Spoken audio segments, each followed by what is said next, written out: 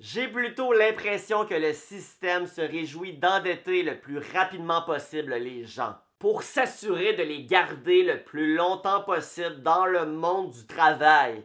Parce que quand t'as des dettes, t'as pas bien le choix de travailler. Mais pourquoi est-il trop tard d'investir à la bourse? Quelles sont les raisons principales? Et est-ce qu'il y a des solutions? J'espère que oui. Dans cette vidéo, on va parler de plusieurs variables. L'économie d'aujourd'hui, c'est-à-dire le monde de fou dans lequel on vit, les possibilités d'investissement et surtout la variable la plus importante qui est spécifique à tous et chacune. J'en dis pas plus, t'as-tu une idée de laquelle que je parle? Pense à ça, là. Et pendant que tu réfléchis à c'est quoi la troisième variable super importante, cette vidéo est commanditée par Canadian North Resources, une compagnie qui mine du cuivre, du cobalt, du nickel, du palladium et du platine. C'est une société visionnaire d'exploration et de développement en phase avancée. Et ils sont présentement sur la bonne voie pour atteindre leur objectif. Puisque en 2023, Canadian North Resources a réussi avec succès leur campagne de forage de 20 000 mètres. Et ils vont utiliser les 2 dernières années de forage pour aller à plus de 38 000 mètres. Alors, Canadian North Resources, c'est une compagnie qui aide à la croissance des industries de l'énergie verte et du développement durable. Donc, si c'est de quoi qui t'intéresse, t'as envie d'investir là-dedans, t'as envie d'encourager la cause, ben l'action au Canada, c'est CNRI. Et sinon, ben je vais poster tous les liens utiles en lien avec Canadian North Resources dans la description. Et voilà, c'était la commandite de la vidéo. Bon, de retour à la vidéo. Dans la vie, il existe 2 types de personnes. Ceux qui disent qu'il est toujours trop tard, il est trop tard. Hop, je check ma montre, il est trop tard. Puis ceux qui disent qu'il est jamais trop tard. Dans la vie, il est jamais trop tard. T'as envie de faire de quoi? Fais-le, vaut mieux tard que jamais. Et c'est lequel? Lequel des deux là-dedans qui a raison? On le sait pas. D'après toi.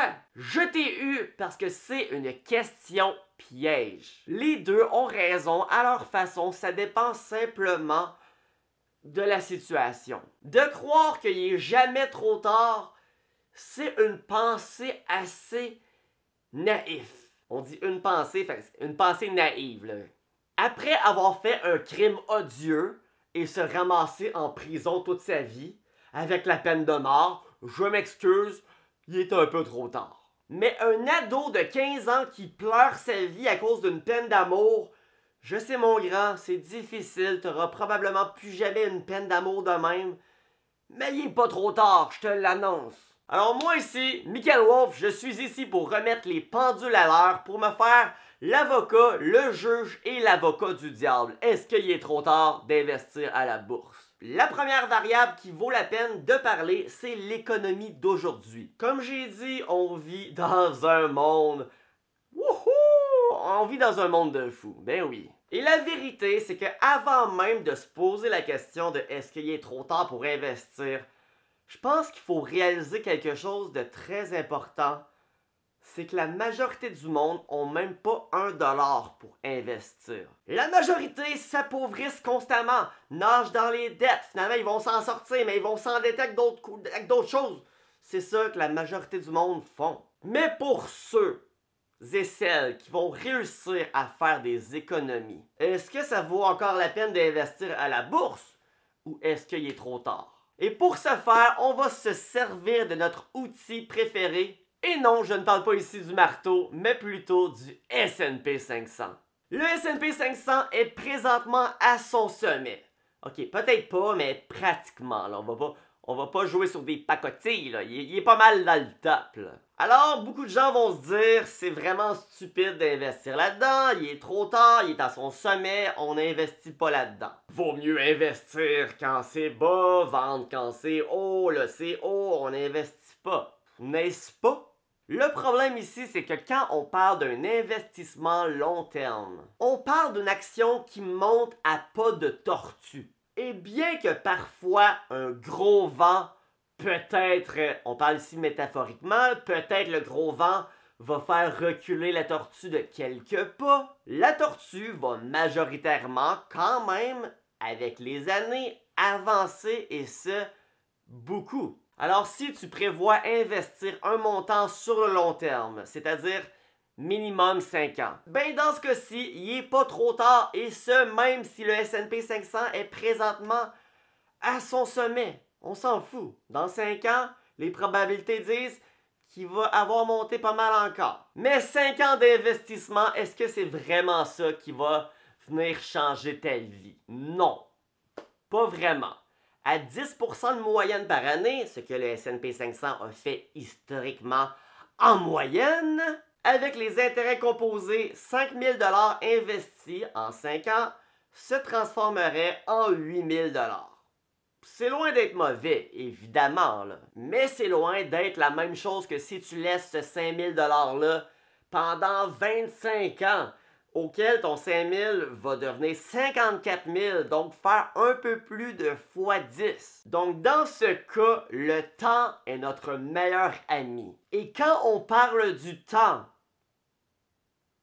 oui, ça se peut qu'il soit trop tard. Mais quelles sont les autres possibilités d'investissement?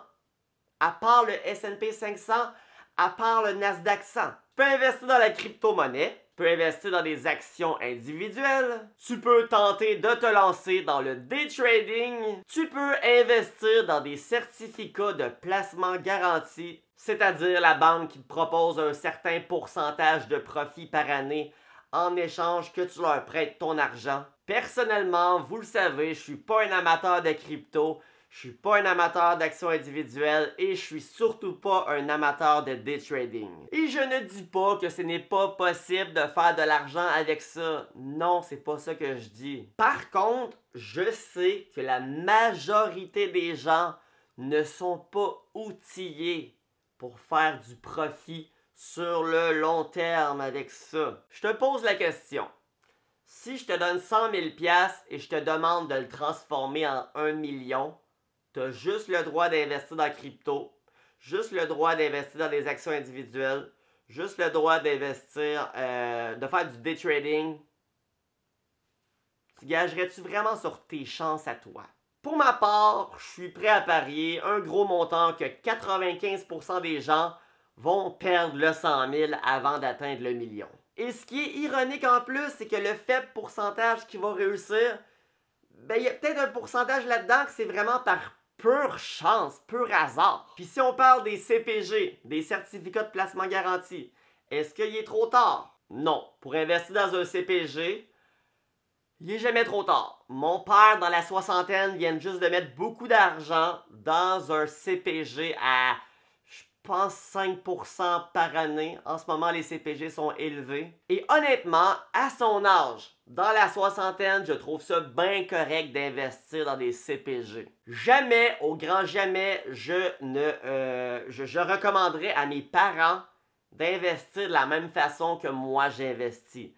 C'est-à-dire dans le Nasdaq, dans le S&P. Non, ils n'ont plus à faire ça. D'où la troisième variable de la vidéo. J'ai nommé la variable la plus importante.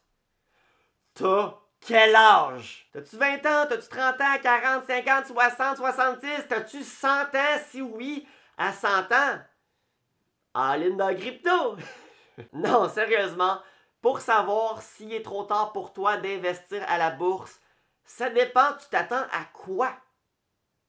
Comme résultat, combien d'années tu veux mettre cet argent-là de côté? Puis t'espères faire combien d'argent avec cet argent-là? Alors quand on dit que le temps c'est de l'argent, c'est encore plus vrai quand on parle d'investissement. Alors c'est quoi la morale de cette vidéo? C'est de commencer à investir tôt, de prendre ses finances en main jeune. C'est quoi tôt? C'est dans la vingtaine. Et qu'est-ce que la majorité des jeunes adultes font en ce moment? Ils vont à l'université, sortent de là quand même tard, sont endettés. Certains d'entre eux font des doctorats, sortent de l'université dans la trentaine avec plus de 100 000 $ de dette. Ça va leur prendre des années à rembourser cet argent-là. Et quand on parle de liberté financière, début 40, 45 ans, peut-être que l'université, c'est pas la solution. Ces gens-là vont probablement devoir travailler toute leur vie. Suis-je en train de dire de ne pas aller à l'université? Non, c'est relatif. Certains métiers, comme par exemple si tu veux devenir médecin, go, t'as pas le choix, va à l'université. Mais c'est faux de croire que t'as besoin d'aller à l'université pour réussir dans la vie. J'ai plutôt l'impression que le système se réjouit d'endetter le plus rapidement possible les gens pour s'assurer de les garder le plus longtemps possible dans le monde du travail. Parce que quand t'as des dettes, t'as pas bien le choix de travailler. Parce qu'un jeune millionnaire qui n'a plus besoin de travailler dans sa vie, le gouvernement, il aime pas tant ça.